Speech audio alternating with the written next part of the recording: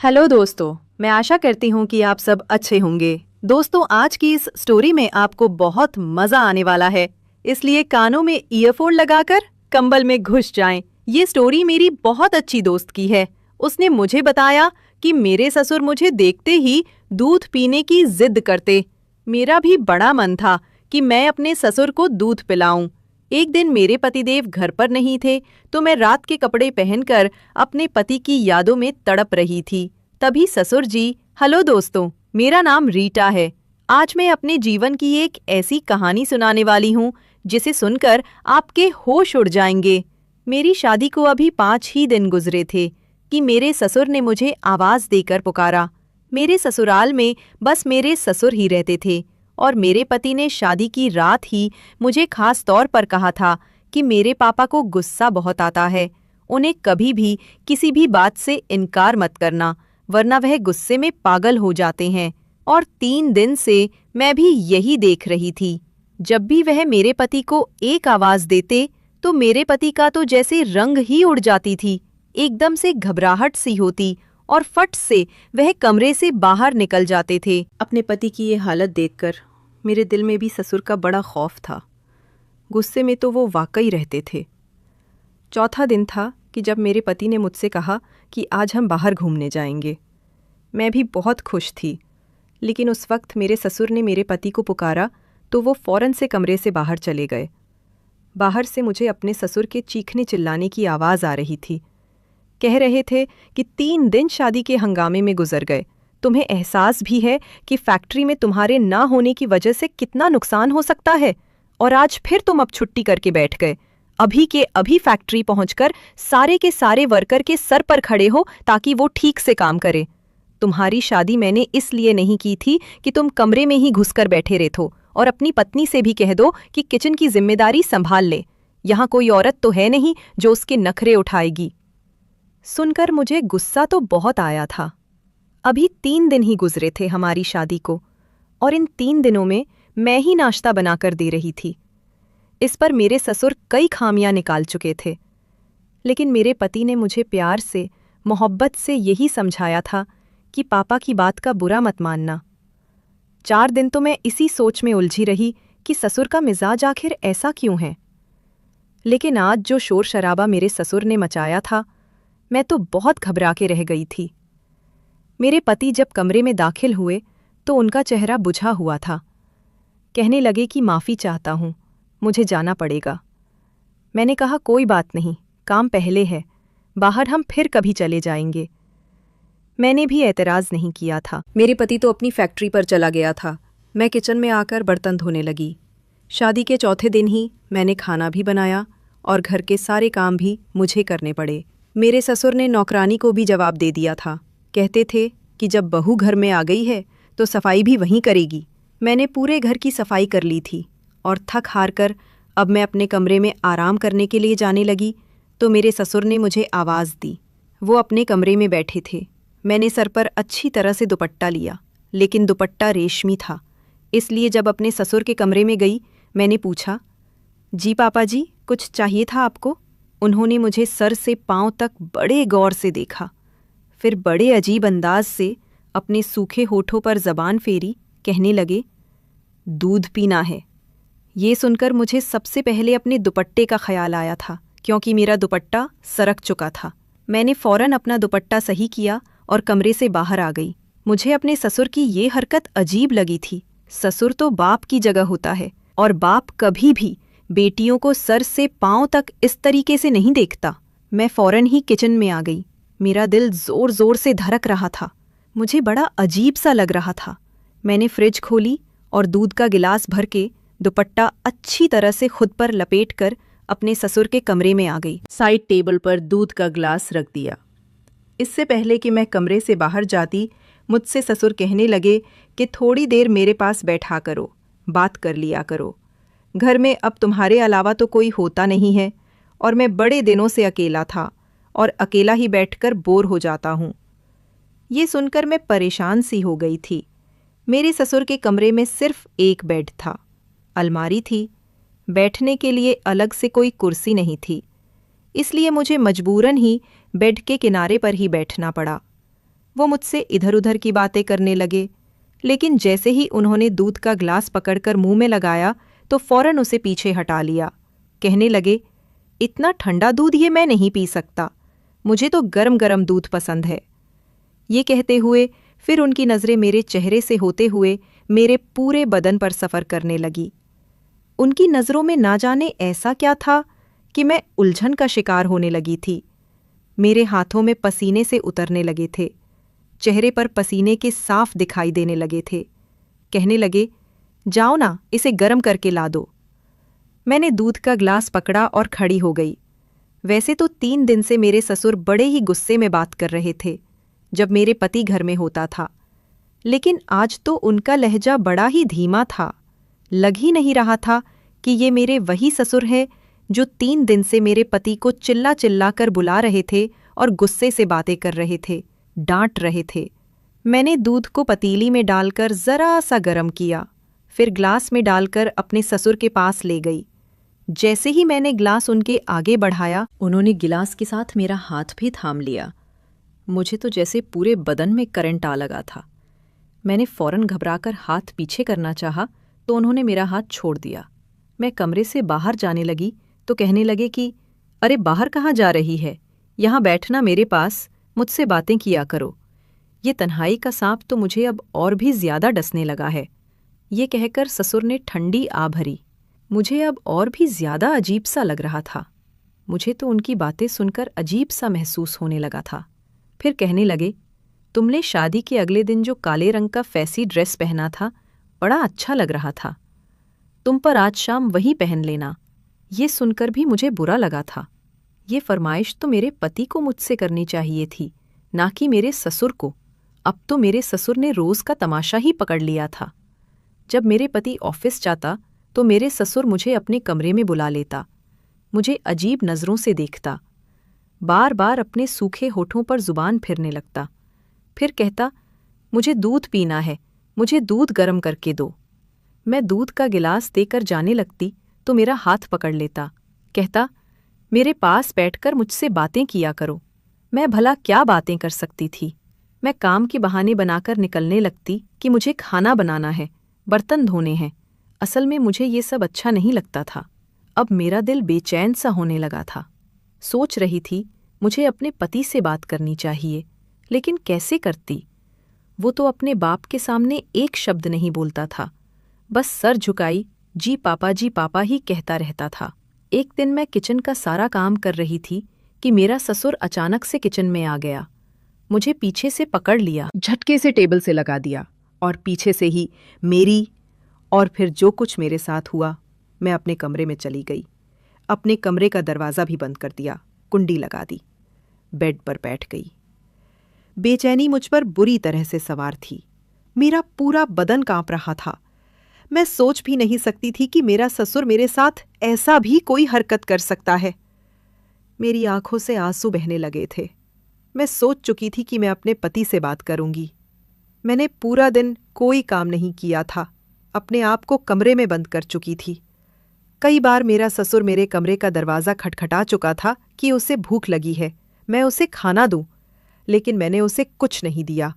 मेरी जगह कोई भी होता तो यही सब कुछ करती जो कि मैंने किया था। रात को मेरा दरवाज़ा जोर से खटखटाया गया था। मेरे पति थे। कहने लगे, रीटा दरवाज़ा खोलो, ये क्या बदतमीजी है, क्यों तुम सुबह से दरवाज़ा बंद किए कमरे में बैठी हो। पति की आवाज़ सुनकर ही मैंने दरवाज़ा खोला था। जैसे ही मैंने दरवाज़ा खोला तो दोनों बाप बेटे मुझे गुस्से से देख रहे थे। कहने लगे, तुम्हें जरा भी एहसास और शर्म नहीं है। मेरा बाप सुबह से भूखा बैठा हुआ है और तुमने इन्हें रोटी तक नहीं दी। इन्हें शुगर की बीमारी है, अगर उनकी तबीयत खराब हो जाती तो इसकी जिम्मेदार कौन होता। मैंने कहा कि मैं उनकी जिम्मेदारी नहीं संभाल सकती, बेहतर है कि आप कोई और इंतजाम कर लीजिए। मेरा ये कहना था कि मेरे पति गुस्से से भरा उठा। कहने लगा, ये क्या बदतमीजी है। पीछे से मेरे ससुर कहने लगे, देख रहे हो, तुम अभी 7 दिन नहीं हुए हैं और इसने अपने रंग भी दिखाने शुरू कर दिए हैं। मुझे पहले ही पता था कि ये लड़कियां शादी के बाद ऐसा ही करती हैं और अलग होने के सपने पहले ही आंखों में सजा लेती हैं। मेरा पति कहने लगा कि आज तो तुमने ये बात कह दी है रीटा, आइंदा से अगर कहा तो हाथ में तलाक का पेपर पकड़ाकर तुम्हें विदा कर दूंगा। ये सुनना था कि मेरा रंग उड़ गए था। मेरे पापा पहले से ही 7 बेटियां थी और वो शरीफ इंसान थे।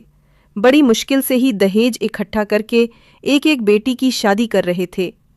मेरी माँ भी मुझे विदा करने के वक्त बोल चुकी थी कि कभी भी लड़कर हमारे घर पर वापस मत आना, अपने पति और ससुर की हर बात मानना और अपना घर बसाने की कोशिश करना। लेकिन जो कुछ मेरा ससुर चाहता था वो मैं नहीं कर सकती थी।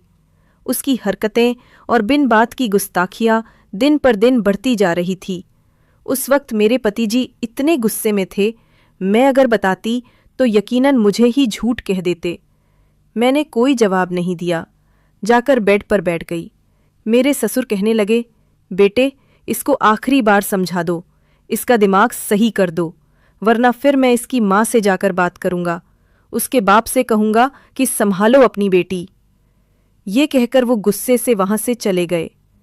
मैंने एक गुस्सा भरी नज़र अपने ससुर पर डाली थी। पति कहने लगे कि क्या प्रॉब्लम है तुम्हारे साथ? तुम्हारे सर पर कौन से ना 10 मेंबर का बो है जो तुमसे संभाल नहीं जाता? अरे मेरे एक ही तो बाप है ना, माँ है ना कोई बहन भाई। ऐसी जिंद लगी तो लड़कियां ख्वाहिश करती हैं जहां उनके सर पर कोई जिम्मेदारी ना हो। मैंने कहा कि काश कि मेरी सास और देवर ननद होते तो आज मैं जिस हाल से गुजर रही हूं उस हाल से ना गुजरती। मेरी बात पर वे मुझे गुस्से से देखने लगे। कहने लगे, ऐसे कौन से मसले पैदा कर दिए हैं? मेरे बाप ने तुम्हारे सर पर सिर्फ 2 वक्त की रोटी तो देनी पड़ती है, वह भी तुम्हें बोझ लग रही है। देखो, अपने घर में झगड़ा फसाद नहीं किया जाता। ऑफिस से थका हारा आता हूं और आते ही ये सब कुछ नहीं देख सकता। मुझे सुकून चाहिए। मैंने शादी सुकून हासिल करने के लिए ही की है, ना कि ये फसाद झगड़ा देखने के लिए। मैंने कहा कि अमित ऐसा करो, अपने पापा की शादी करवा दो मेरा। ये कहना था कि एक जोरदार थप्पड़ मेरे पति ने मेरे मुंह पर मारा था। कहने लगा, शर्म नहीं आती तुम्हें ऐसी बातें करते हुए? ये बाप की उम्र शादी करने की क्या? मेरे बाप की 2 रोटियां भी तुम पर इतनी बोझ बन गई है जो तुम्हें पकाना भी भारी पड़ रहा है। मैंने कहा, तुम मेरी बात नहीं समझ रहे हो। वह कहने लगा, ये कौन सी बात है जिसे मैं समझूं? बेतुकी सी बात है। मेरे बाप की उम्र 60 साल है, कब्र में पांव है, शुगर ब्लड प्रेशर की मरीज है, और तुम चाहती हो इस उम्र में मेरा बाप एक औरत की जिम्मेदारी संभाले? अब मैं इन्हें क्या बताती कि उनका बाप ने ही बेटे की पत्नी पर नजर रखे हुए हैं। मैंने कहा कि आप शादी करवा दें, मैं आपके बाप और माँ दोनों को संभाल लूंगी। मेरी बात पर वो अजीब सी हंसी हंसा और कहने लगा कि एक मेरे बाप की तो 2 रोटियां तुमसे पकाई नहीं जा रही और तुम मेरे सौतेली माँ को संभाल लोगी। देखो, ये घर और बिजनेस भी सब मेरे बाप के नाम है। अगर कोई उनकी पत्नी की हैसियत से आ गई तो सब कुछ अपने कब्जे में ले लेगी, मुझे और तुम्हें धक्के मारकर निकाल देगी इस घर से। पापा के गुस्से से तुम अच्छी तरह से वाकिफ हो। जब गुस्से में आते हैं तो किसी का लिहाज नहीं करते। मैं भी चुपचाप पापा की सुनता हूँ। अब दोबारा से पापा की शादी का नाम मत लेना। ये कहकर वो कमरे से बाहर निकल गए। अब मैं सोच में पड़ गई थी कि मुझे क्या करना चाहिए। मैं अपने ससुर की इस तरह की हरकतें बर्दाश्त नहीं कर सकती थी और मायके के जाने का मतलब था कि मैं अपना घर बर्बाद कर बैठती। हम लड़कियां भी कितनी मजबूर होती हैं। अपना घर बसाने के लिए क्या कुछ हमें बर्दाश्त करना पड़ता है। अब मैं तलाक ले लेती तो दोबारा मेरी शादी का सवाल ही पैदा नहीं होता था। अगर मैं तलाकशुदा हो जाती तो मेरी छोटी बहनों के भी रिश्ते आने बंद हो जाते। मैं तड़प तड़प कर आंसू बहा रही थी। दुपट्टे से आंसू साफ करने लगी कि फौरन से मेरे पति की आवाज़ आ गई। कहने लगा, पूजा बाहर आओ, जल्दी से नाश्ता पराठा बनाकर दो, पापा को बाजार का खाना हजम नहीं होता। मैंने बाहर जाकर नाश्ता बनाया और कमरे में आ गई। मैंने उस दिन खाना भी नहीं खाया था, लेकिन पति ने एक बार भी मुझे ये नहीं कहा, तुम भी पूरे दिन से भूखी हो, खाना खा लो। मर्द कभी औरत की परवाह नहीं करता, बस उसे अपने कामों से मतलब होता है। मेरे पति का शुमार भी ऐसे ही मर्दों में होता था। मैंने उसके बाद अपने होठ बंद कर लिए थे। मेरे पति जब ऑफिस चले गए तो मेरा ससुर मुझे आवाज़ देने लगा। मैं बड़ी मजबूरी में उनके कमरे तक गई थी। मुझे देखकर वो अजीब सी हंसी हंसने लगा। तुम क्या समझती थी? तुम्हारे हुस्न का जादू मेरे बेटे के सर पर चढ़ गया होगा और तुम्हारे लिए वो मुझे छोड़ देगा। मुझसे अलग होकर तुम्हें एक अलग घर ले देगा। अपनी सोच को बदल लो। मैंने उसके पर अच्छी तरह से काट रखे हैं। वो चाहकर भी कहीं जा नहीं सकता और ना ही तुम जा सकती हो। इसीलिए मैंने किसी अमीर घर आने की लड़की से अपने बेटे की शादी नहीं की। कहीं वो मेरे बेटे को उड़ाकर ही ना ले जाए। इसलिए तुम्हें लेकर आया था, क्योंकि मैं जानता था कि तुम्हारे बाप के हालात ऐसे नहीं हैं कि वो तुम्हारा घर बसाने के बाद दोबारा से तुम्हें अपने घर बैठा सके या अलग से कोई घर दिला सके। अब अगर तुम चाहती हो कि तुम्हारी जिंदगी आसान हो तो तुम वही करोगी जो मैं तुम्हें कहूंगा। मैं बेहद परेशान होकर रह गई थी। कहने लगा, जाओ, जाकर मेरे लिए गर्म दूध लेकर आओ। ये शब्द मेरे अंदर आग लगा देता था। मेरा जी चाहता था कि मैं अपने आप को ख़त्म कर लूं। ऐसी गंदी और बेइज्जत भरी जिंदगी मुझसे बर्दाश्त नहीं हो रही थी। मैं अब यही करती थी कि खाना अपने ससुर के कमरे में पहुंचाकर फौरन बाहर आ जाती थी। ना उसके पास बैठती थी, ना बात करती थी। ज़्यादातर वक्त अपने कमरे में गुजारने लगी थी। एक दिन तो हद ही हो गई। मेरे ससुर ने अमित का भी लिहाज नहीं किया। रात को खाना खा रहे थे। मैंने अपने ससुर की फरमाइश पर बिरयानी बनाई थी। बिरयानी बनी भी बहुत अच्छी थी। खाना खाते हुए कहने लगे, आज तो बहू ने मेरा दिल खुश कर दिया, बहुत मज़े का खाना बनाया है। पति ये सुनकर मुस्कुराने लगा, मुझे गर्भ भरी निगाहों से देखने लगा, लेकिन मुझे ज़रा भी खुशी नहीं हुई थी। फिर जेब से मेरे ससुर ने 2000 निकाला और मेरे तरफ बढ़ाया। कहने लगा, ये लो, तुम्हारा इनाम है, इसे रख लो। लेकिन मैंने इनकार कर दिया। मैंने कहा, मैं अपना फ़र्ज़ निभा रही हूँ, मुझे ये नहीं चाहिए।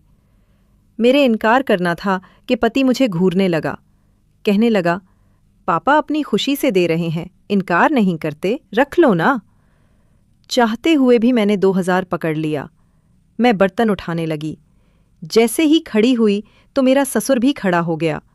मेरी तरफ बढ़कर मुझे अपने गले लगा लिया और मेरे माथे पर चुन लिया। मैं तो यूं थी कि जैसे पत्थर की मूर्ति बन गई थी। कहने लगा, मैं तुम्हारे बदले हुए रूप पर बहुत खुश हूं। ऐसे ही रहोगी तो बहुत जल्द मेरे दिल में जगह बना लूंगी। यह कहकर वह अपने कमरे में चले गए। मैं अपने पति को देख रही थी, जिसके चेहरे पर कोई भी असर नहीं था, लेकिन मुझे ये चीज बहुत बुरी लगी। मैंने कहा कि पापा का यह कौन सा तरीका है? मैं उनकी सगी बेटी नहीं हूँ। उनको चाहिए मुझसे दूरी रखकर बात किया करें। उनका क्या हक बनता है मुझे अपने सीने से लगाने का? ईश्वर ने भी तो एक उम्र के बाद बाप और बेटी को भी दूरी रखने के लिए कहा है, और माँ बेटे में भी मेरी इस बात पर मेरे पति भड़क गए।